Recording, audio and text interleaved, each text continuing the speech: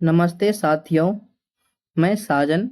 स्वागत है आप सभी का अपने YouTube चैनल एजुकेशन फायर पे। साथियों, पिछले वीडियो में हमने स्रोत से संबंधित पुरातात्विक स्रोत को देखे थे और आज की वीडियो में हम साहित्यिक स्रोत को देखेंगे। ये सभी स्रोत पॉइंट में विभक्त हैं। यदि आपको कोई सा पॉइंट परीक्षा की दृष्टि से परीक्षा में आने की संभावना लगे तो उन पॉइंटों को आप अपने नोट में बुक में लिख सकते हैं। चलिए आज की वीडियो यहीं आरंभ करते हैं। आज का जो वीडियो हमारा पहला पॉइंट होने वाला है वो है, यद्यपि प्राचीन भारतीयों को लिपि का ज्ञान 2500 ईसा पूर्व में भी था। क्या कह रहा है? प्राचीन भारतीयों को 2500 ईसा पूर्व में भी पांडुलिपियों या लिपि का ज्ञान था, परंतु हमारी प्राचीनतम लिपि प्राचीनतम उपलब्ध पांडुलिपियां ईसा की 4वीं सदी के पहले की नहीं है, उनकी बात की मिलती है तथा ये मध्य एशिया से प्राप्त हुई है। क्या चीज? पांडुलिपियां।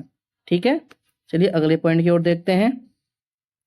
अगला जो हमारा पॉइंट होने वाला है वो दूसरा पॉइंट, उसमें है भारत में पांडुलिपियां भोजपत्रों और ताड़पत्रों पर लिखी मिलती है, परंतु मध्य एशिया में जहां भारत से प्राकृत भाषा फैल गई थी, ये पांडुलिपियां मेष चर्म एवं काष्ठ फलकों पर लिखी हुई मिलती है। कौन सी भाषा?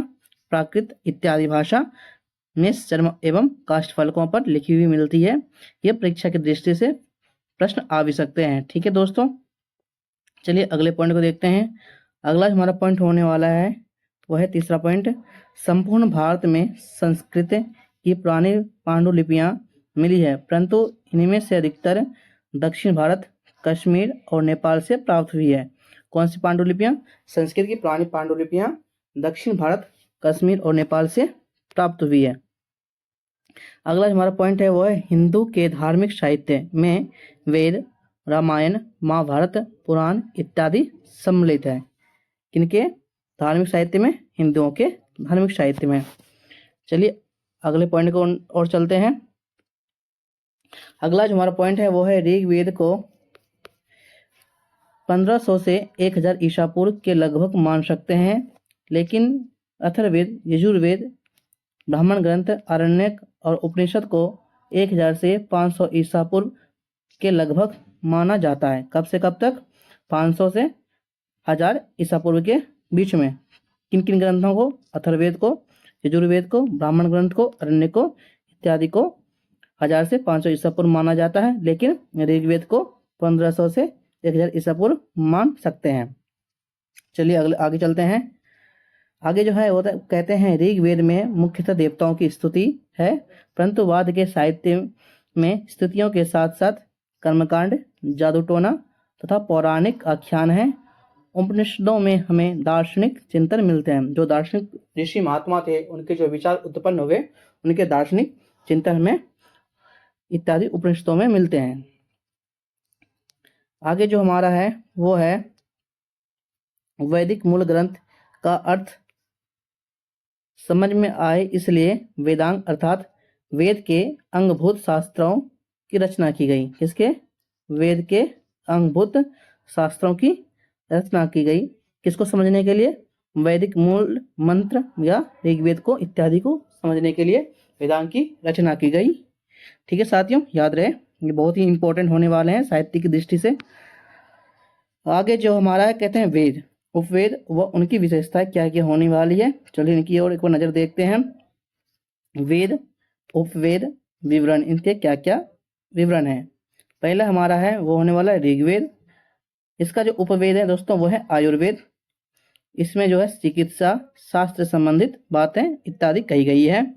दूसरा जो हमारा पॉइंट होने वाला है वो है यजुर्वेद। यजुर्वेद में धनुर्वेद से संबंधित उपवेद है। इसका जो विवरण है वो युद्ध कला से संबंधित माना जाता है। तीसरा जो हमारा है वो है सामवेद। सामवेद का जो उपवेद है वो है गंधर्व वेद, कला एवं संगीत से संबंधित इसको माना जाता है। चौथा हमारा होने वाला है वो है अथर्ववेद। अथर्ववेद को शिल्पवेद या अर्थवेद भी कहते हैं। इसमें भवन का निर्माण, कला से संबंधित इत्यादि संबंधित विवरण से प्राप्त होती है। याद रहे दोस्तों, ये प्रश्न पूछे भी जा सकते हैं। ऋग्वेद के उपवेद क्या है, यजुर्वेद के उपवेद क्या है, सामवेद के उपवेद क्या है और इससे संबंधित क्या क्या चीज होने वाले हैं इत्यादि ये प्रश्न परीक्षा की दृष्टि से पूछे भी जा सकते हैं। अगर ये पॉइंट आपको अच्छी लगे और परीक्षा में आने की दृष्टि से संभावना हो तो अपने नोट में नोट करते जाइएगा। इनमें साहित्यिक दृष्टि से सभी पॉइंट को कवर करने की कोशिश की गई है। अगर ये वीडियो आपको अच्छी लगे तो वीडियो को लाइक करें और चैनल को हमारे सब्सक्राइब करें, क्योंकि हमारे यूट्यूब चैनल पे ज़्यादा फैमिली नहीं है और ये वीडियो सभी के लिए यूजफुल रहे तो आप लोग वीडियो को शेयर कर दीजिएगा। चलिए आगे देखते हैं। आगे जो हमारा है वो है वेदांग। क्या है वेदांग? वेदांग कहते हैं किसको? कहते हैं वेद का अर्थ समझने व सूक्तों के सही उच्चारण के लिए वेदांग की रचना की गई है। किसके लिए? किसके लिए? वेद का अर्थ समझने के लिए व सूक्तों का सही उच्चारण के लिए वेदांग की रचना की गई है।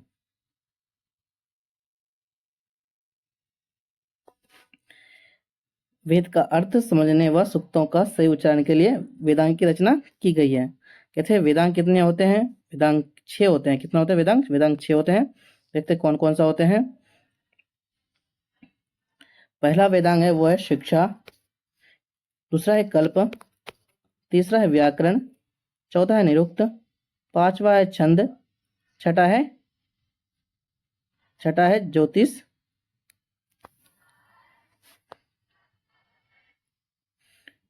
चलिए देखते हैं इसकी विशेषताएं क्या क्या है। शिक्षा में कहते हैं वैदिक शब्दों के शुद्ध उच्चारण हेतु इसका निर्माण किया गया था। किसका? शिक्षा वेदांग का। कल्प का वैदिक कर्मकांडों को संपन्न कराने हेतु विधि व नियम इसमें उल्लेखित है। व्याकरण में इसमें नामों एवं धातुओं की रचना एवं उपसर्ग प्रत्यय का प्रयोग हेतु नियम इत्यादि व्याकरण से संबंधित वेदांग में पाए जाते हैं। आगे जो हमारा वो है निरुक्त। निरुक्त में कहते हैं शब्द की व्युत्पत्ति हेतु नियम या भाषा शास्त्र का प्रथम ग्रंथ माना जाता है। इसके जो आचार्य हैं यास्क ने निरुक्त की रचना किया है। इसके लेखक कौन है? यास्क मुनि जी इसके लेखक माने जाते हैं, इसकी रचना मानी जाती है। अगला जो हमारा है वो छंद। कहते हैं वैदिक साहित्य में गायत्री, त्रिष्टुप, जगति, बृहति का प्रयोग किया जाता है। छंद का कौन कौन वैदिक साहित्य में गायत्री, त्रिष्टुप, जगति, बृहति का प्रयोग किया जाता है। छठा जो हमारा है ज्योतिष। इसमें ज्योतिष शास्त्र का विकास को दिखाया गया है। इसके प्रसिद्ध आचार्य लगध मुनि को माना जाते हैं। चलिए आगे देखते हैं आगे क्या होने वाला हमारा। आगे जो हमारा है वो है सूत्र लेखन संबंधित है। कहते हैं सूत्र लेखन का सबसे विख्यात उदाहरण पाणिनि का व्याकरण। किसके? पाणिनि का व्याकरण अष्टाध्यायी। कौन सा ग्रंथ है वो? अष्टाध्यायी है, जो 400 ईसा पूर्व के आसपास लिखा गया था। पाणिनि ने अपने समय के समाज, अर्थव्यवस्था और संस्कृत पर गहन प्रकाश डाला है इत्यादि बातें लिखी गई है। अगला जो हमारा है वो है महाभारत से संबंधित। कहते हैं महाभारत इसे व्यास कृति माना जाता है। किसको? किसे? महाभारत को किसकी कृति माना जाता है? व्यास की कृति माना जाता है। संभवतः 10वीं सदी ईसा पूर्व से 4वीं सदी ईसा तक की स्थिति का आभास देता है। कौन? महाभारत इसकी स्थिति का आभास देता है। पहले इसमें केवल 8000 श्लोक थे तथा इसका नाम जय संहिता था। 8000 श्लोक थे और इनका नाम क्या था? जय संहिता नाम था। जिसका अर्थ होता है विजय संबंधित संग्रह ग्रंथ इत्यादि इसे माना जाता है। कालांतर इसके बाद में इसके श्लोकों की संख्या बढ़कर 24,000 हो गई तथा यह भारत नाम से प्रसिद्ध हो गया। किस नाम से? जब इसमें 24,000 श्लोक की गणना हो गई, ये भारत के नाम से ग्रंथ प्रसिद्ध हुआ, क्योंकि इसमें प्राचीनतम वैदिक जन्म भरत के वंशज की कथा मिलती है। चलिए आगे देखते हैं आगे क्या होने वाला है। आगे जो है इसमें कहते हैं वर्तमान में इस महाकाव्य का 1 लाख से अधिक श्लोक हैं। इसमें महाभारत में 1 लाख से अधिक श्लोक हैं और तदनुसार यह शतसहस्त्री संहिता या महाभारत कहलाने लगा। कौन से? पहले जय संहिता पढ़ा, उसके बाद भारत पढ़ा, उसके बाद जब इसमें 1 लाख श्लोक हो गए तो इसका नाम शतसहस्त्री संहिता या महाभारत कहलाने लगा। इससे तत्कालीन राजनीतिक, सामाजिक एवं आर्थिक धार्मिक स्थिति का ज्ञान होता है। इससे महाभारत इत्यादि ग्रंथ से। आगे जो हमारा होने वाला है वह है वाल्मीकि रामायण से। क्या है? वाल्मीकि रामायण में मूलतः 6000 श्लोक थे, जो बढ़कर बाद में 12,000 श्लोक हो गए और वर्तमान में इसमें 24,000 श्लोक हो गए। इसकी रचना संभवतः ईसा से पूर्व 5वीं सदी से में प्रारंभ हुई। इसकी रचना महाभारत के बाद हुई प्रतीत होती है। ये जो है ये एनसीईआरटी के द्वारा प्रमाणित है। चलिए आगे देखते हैं। आगे जो हमारा वो है राजाओं के द्वारा कराए जाने वाले अनुष्ठान और 3 उच्च वर्णों के धनाढ्य पुरुषों द्वारा किए जाने वाले अनुष्ठान व सार्वजनिक यज्ञों की विधि विधान स्रोत सूत्र में दिए गए हैं। किसमें? एक स्रोत सूत्र होता है, उसमें किस किस के बारे में दिया गया है? यज्ञानुष्ठान यज्ञ के बारे में दिया गया है। चलिए आगे देखते हैं। आगे जो हमारा है वो है जातक कर्म। कहता है कौन सा है? जातक कर्म। जन्मानुष्ठान, नामकरण, उपनयन, विवाह, श्राद्ध आदि घरेलू या पारिवारिक अनुष्ठानों का विधि विधान ग्रह सूत्र में पाया जाता है। किसमें पाया जाता है? जातक कर्म, नामकरण संस्कार, उपनयन संस्कार, विवाह संस्कार, श्राद्ध संस्कार इत्यादि किसमें पाया जाता है? वह गृह सूत्रों में पाया जाता है। और स्रोत सूत्र और गृह सूत्र यहाँ पे एक नहीं है, यहाँ पे गृह सूत्र दोनों 600 से 300 ईसा पूर्व के आसपास के माने जाते हैं। अगला जो हमारा होने वाला है वो है शूल सूत्र में यज्ञवेदी के निर्माण के लिए विविध प्रकार के मापों का विधान है। किसमें है कि यज्ञ का कुंड किस आकार होना चाहिए, उसमें कितनी क्या क्या होनी चाहिए, इनका विधान शूल सूत्रों में दिया गया है। कहते हैं ज्यामिति और गणित का अध्ययन वहीं से आरंभ हुआ। कहाँ से? शूल सूत्रों से आरंभ हुआ। प्राचीनतम बौद्ध ग्रंथ पाली भाषा में लिखे गए हैं। यह भाषा मगध अर्थात दक्षिण बिहार में बोली जाती थी। चलिए आगे चलते हैं। आगे जो हमारा होने वाला है वह है इन ग्रंथों में हमें केवल बुद्ध के जीवन के बारे में ही नहीं बल्कि उनके समय के मगध, उत्तरी बिहार और पूर्वी प्रदेश के कई शासकों के बारे में जानकारी मिलती है। ठीक है, चलिए आगे चलते हैं। आगे ऐसा विश्वास था कि गौतम बुद्ध के रूप में जन्म लेने से पहले जो भगवान गौतम बुद्ध थे 550 से अधिक पूर्व जन्मों में, मतलब अधिक से पहले ही 50 जन्मों में उन्होंने जन्म ले चुके थे। उनके बाद वो गौतम बुद्ध के रूप में मानव योनि में जन्म लिए। कहते हैं पशु के रूप में भी थे, गुजरे थे, जिनका वर्णन जातक कथा में है। जो जातक कथा बौद्ध कथाओं का प्रमुख है। किंतु प्रत्येक जातक कथा बुद्ध के पूर्व जन्मों पर आधारित काल्पनिक लोक कथा है। शायद मतलब कि काल्पनिक है, इसे काल्पनिक माना जा सकता है। आगे जो हमारा वो है जैन ग्रंथ। जैन ग्रंथों की रचना प्राकृत भाषा में हुई है।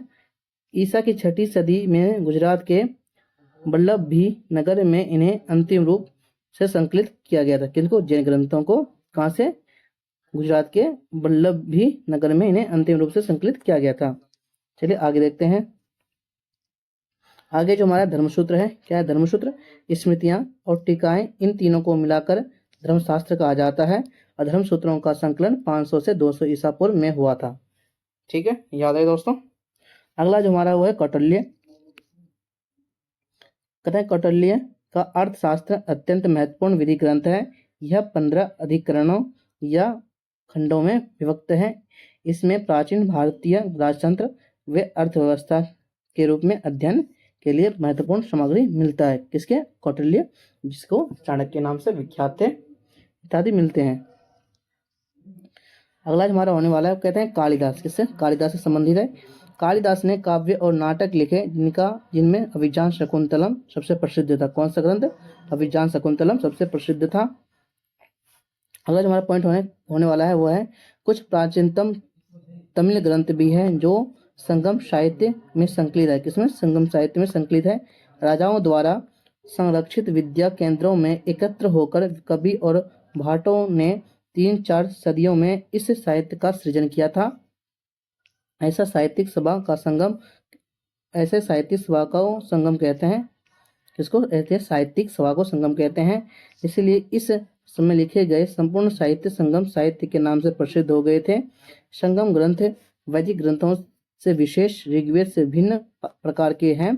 ये धार्मिक ग्रंथ नहीं है। इसके अंतर्गत कई कवियों ने मुक्तकों व प्रबंध काव्यों की रचना की है, जिनमें बहुत से नायकों, वीर पुरुषों और नायिकाओं का गुणगान किया गया है।